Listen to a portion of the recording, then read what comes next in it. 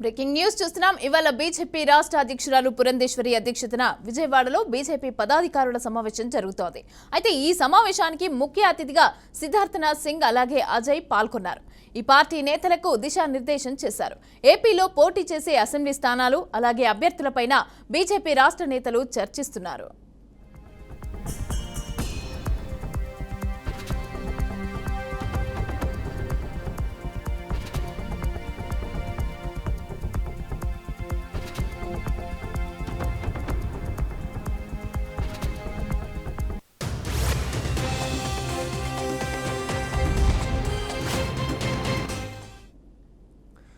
BJP పోటీ చేసే 10 assembly స్థానాలపైన కొంత క్లారిటీ వచ్చింది.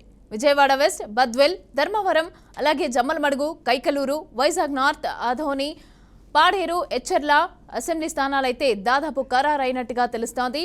అనపర్తి అసెంబ్లీ స్థానానికి బదులుగా రాజమండ్రి అసెంబ్లీ స్థానాలను కూడా కోరుతున్నారు బీజేపీ నేతలు.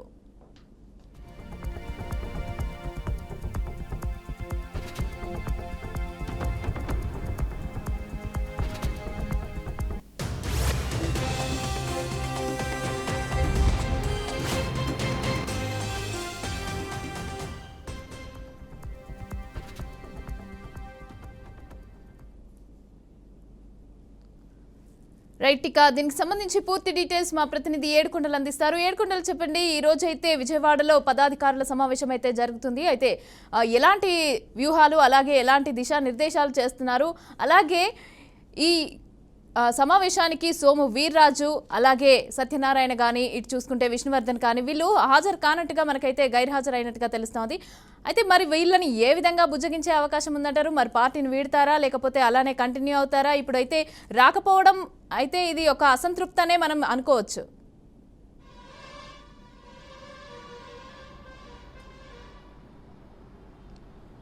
మమతా, ఈరోజు ఏదైతే ఉదయం 10:30 గంటలకు ప్రారంభమైనటువంటి AP BJP state office bearers meeting ఏదైతే ఉందో దీనికి సంబంధించి ఈ కార్యక్రమానికి అటు రాష్ట్ర అధ్యక్షురాలు పురంధరేశ్వరితో పాటు అటు అరుణ్ సింగ్ ఏదైతే ఇటు నేషనల్ జనరల్ సెక్రటరీగా ఉన్నారు, ప్రస్తుతం ఆయన ఏపీ ఎలక్షన్ ఇన్ఛార్జ్గా కూడా ఉన్నారు. అలాగే మరోవైపు చూస్తే అటు సిద్ధార్థనాథ్ సింగ్ ఆయన ఏపీ కో ఇన్ఛార్జ్గా ఉన్నారు, ఎలక్షన్ కో ఇన్ఛార్జ్గా ఉన్నారు. ఈ ముగ్గురు సమక్షంలో జరుగుతున్నటువంటి ఈ కార్యక్రమానికి ఇప్పటికేదైతే రాష్ట్రంలో ఉన్నటువంటి 6 పార్లమెంటు స్థానాలకు సంబంధించి అభ్యర్థులు అలాగే ఏదైతే ఇటు ఎమ్మెల్యేలుగా పోటీ చేయబోయేటువంటి అభ్యర్థులను అందరినీ కూడా పిలిచినటువంటి పరిస్థితి. అయితే ఈ కార్యక్రమానికి అటు పార్లమెంట్ ఇన్ఛార్జీలు అలాగే నియోజకవర్గ ఇన్ఛార్జీలు కూడా కబురు పెట్టారు. అయితే ఈ కార్యక్రమానికి ముఖ్యంగా ఎవరైతే బీజేపీలో సీనియర్లుగా చెప్పుకునేటువంటి వారు ఎవరు కూడా ఇక్కడ కనిపించట్లేదు. అయితే ఖచ్చితంగా ఇది బీజేపీలో అసమ్మతి శాఖ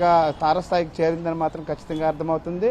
ముఖ్యంగా మాజీ అధ్యక్షులు సోము వీర్రాజుతో పాటు అటు రాజ్యసభ సభ్యులు జీవీఎల్ నరసింహారావు అలాగే విష్ణుకుమార్ రెడ్డితో పాటు రత్నప్రభ నలుగురు కూడా ఇప్పుడు హాజరు కాలేదు. దాంతో వీరితో పాటు అటు ఏదైతే బీజేపీ జాతీయ ప్రధాన కార్యదర్శి అయినటువంటి సత్యకుమార్ కూడా ఈ యొక్క సమావేశానికి హాజరు కాలేదు. దీంతో బీజేపీలో ఉన్నటువంటి ఆ విభేదాలు ఒక్కసారిగా బగ్గుమన్నాయని చెప్పుకోవచ్చు. ఈ యొక్క అసమ్మతితో ఇప్పుడు ఏ విధంగా అది ఈరోజు జరిగేటువంటి సమావేశం సాయంత్రం వరకు జరుగుతుంది. అయితే ఈ సమావేశంలో ప్రస్తుతానికి ఏదైతే ఈ యొక్క ఇక్కడ పోటీలో ఉండేటువంటి అభ్యర్థులకు దిశానిర్దేశం చేయడం అలాగే ఇక్కడ ఎవరైతే ఇన్ఛార్జీలు కానీ ఇతర బేరర్స్ ఉన్నారో వీరందరికీ కూడా రాబోయే ఎన్నికల్లో ఏ విధంగా ఎటువంటి వ్యూహాలతో ముందుకెళ్లాలనే దాని మీద దిశానిర్దేశం చేస్తున్నారు. కానీ ముఖ్యంగా ఈ సీనియర్లు ఎవరైతే ఉన్నారో సీనియర్లు ఎవరు కూడా రాకపోవడం అనేది ఇప్పుడు బీజేపీలో ఉన్నటువంటి బీజేపీ శ్రేణులను అయితే కలవరపెడుతున్నటువంటి పరిస్థితి. అయితే ఇప్పటికే అటు ఏదైతే పార్లమెంట్ నియోజకవర్గాలు ప్రకటించిన సమయంలో 5 బయట వ్యక్తులకు ఒక్కరు మాత్రమే బీజేపీలో ఉన్నటువంటి పాత వ్యక్తికి ఇచ్చారు తప్ప మిగిలిన వారంతా కూడా ఇతర పార్టీల నుంచి వచ్చినటువంటి వ్యక్తులకి పెద్దపీట వేశారంటూ కూడా ఆరోపణలు వస్తున్నాయి. ఈ నేపథ్యంలో రాష్ట్ర వ్యాప్తంగా కూడా గత 30 సంవత్సరాల నుంచి 5 సంవత్సరాల నుంచి జెండా మోస్తున్నటువంటి వారిని అందరినీ కావాలని ఉద్దేశపూర్వకంగా పక్కన పెట్టారని దీంతో రాష్ట్రంలో బీజేపీ మరింత గడ్డు పరిస్థితిని ఎదుర్కొనేటువంటి పరిస్థితి వస్తుందంటూ కూడా బీజేపీ బీజేపీ శ్రేణులు అయితే చెప్తున్నారు. ఇప్పటికే ఏదైతే తమ సీనియారిటీని దృష్టిలో పెట్టుకుని తమకే సీట్ వస్తుందంటూ కూడా గొప్పలు చెప్పుకున్నటువంటి నాయకులకు ఇప్పుడు సీట్లు రాకపోవడంతో వారంతా కూడా అలకబూని ఈ యొక్క సమావేశానికి కూడా హాజరు కాలేదు. క్రమశిక్షణగా మారుపేరుగా చెప్పుకున్నటువంటి బీజేపీలో ఇటువంటి అసమ్మతి రావడం అనేది ఇప్పుడు ఖచ్చితంగా ఇది పార్టీకి తీవ్ర నష్టాన్ని కలిగిస్తుందంటూ కూడా విశ్లేషకులు చెప్తున్నారు.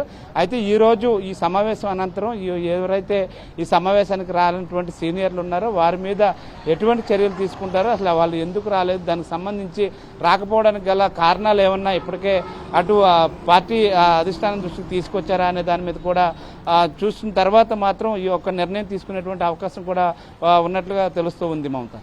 రైట్, అలాగే పాత వాళ్ళు కొత్త వాళ్ళు అనేసి ఏం లేకుండా మొత్తం బీజేపీ క్యాడర్ కూడా సపోర్ట్ చేయాలి అని చెప్పి కూడా పురంధేశ్వరి కానీ ఇటు రాష్ట్ర బీజేపీకి సంబంధించిన నేతలు కానీ మాట్లాడడం జరిగింది. మరి ఇప్పుడు సీనియర్స్ అందరూ ఇప్పుడు అసంతృప్తితోనే ఉన్నారు. మరి కొత్త వాళ్ళు వలసలు వచ్చిన వాళ్ళకి టికెట్లు ఇచ్చారు, మరి సపోర్ట్ చేస్తారంటారా?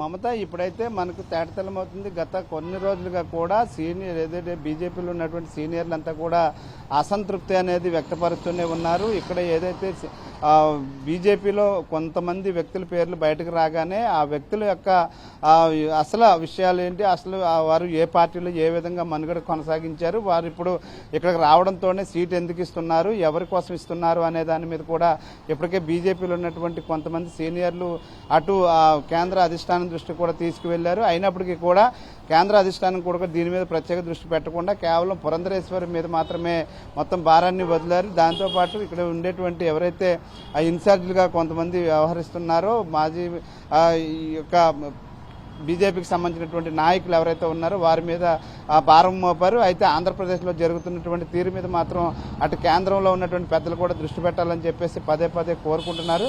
ఇప్పటికే రాష్ట్ర వ్యాప్తంగా కూడా బీజేపీని మరింత అధపాతాలను తొక్కే విధంగా ఇక్కడ చర్యలు జరుగుతున్నాయని, ముఖ్యంగా చంద్రబాబు నాయుడు కుట్రల్లో ఈ యొక్క భాగమని చెప్పేసి ఇప్పటికే ఆరోపిస్తున్న నేపథ్యంలో ప్రస్తుతానికి పురంధరేశ్వరి ఇప్పుడు ఢిల్లీకి వెళ్ళి 6 రోజుల పాటు అక్కడ కేంద్ర పెద్దలతోటి భేటీ అయ్యి 6 రోజుల తర్వాత ఇటు 6 పార్లమెంటు అభ్యర్థులను ఖరారు చేయడం జరిగింది. అంటే ఖచ్చితంగా కేంద్రంలో ఉన్నటువంటి పెద్దల సహకారంతోనే ఈ యొక్క 5గురికి కూడా ఆ సీట్లు దక్కాయని చెప్పి అర్థమవుతుంది. కేవలం శ్రీనివాస వర్మ, నరసాపురం ఎంపీకి శ్రీనివాస వర్మకు తప్ప మిగిలిన వారంతా కూడా ఇతర పార్టీల నుంచి వచ్చినటువంటి వారే. అయితే ఇప్పుడు ఇక్కడ ఏదైతే జరుగుతుందో సమావేశానికి వారంతా కూడా హాజరయ్యారు. సుజనా చౌదరి అలాగే సీఎం రమేష్ వంటి వారంతా కూడా హాజరయ్యారు. అయితే ప్రస్తుతానికి ఇక్కడ ఏదైతే వరప్రసాద్ని కానీ ఇటు సుజనా చౌదరి వీరందరినీ కూడా తీసుకోవడానికి వీరంతా కూడా గతంలో చంద్రబాబు నాయుడు మనుషులని, ఇదంతా కూడా బీజేపీ కూడా చంద్రబాబు నాయుడు హస్తాల్లోకి వెళ్ళిపోతుందంటూ కూడా ఆరోపిస్తున్నటువంటి పరిస్థితి కనిపిస్తుంది.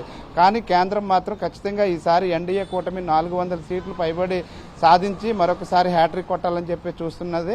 కానీ ఆంధ్రప్రదేశ్లో మాత్రం అది ఎక్కడా కూడా కనిపించట్లేదు. ఎక్కడ కూడా కలిసికట్టుగా పనిచేసేటువంటి ధోరణి అయితే ఎక్కడ కనిపించట్లేదు. ఇప్పటికే వర్గాలుగా కూడా విడిపోతున్నటువంటి పరిస్థితి కనిపిస్తుంది.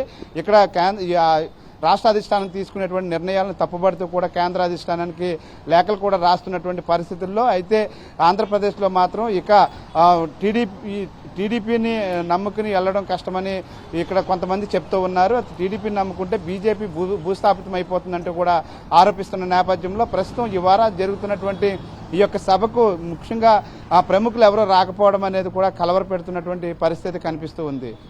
Right, thank you Yedukondalu.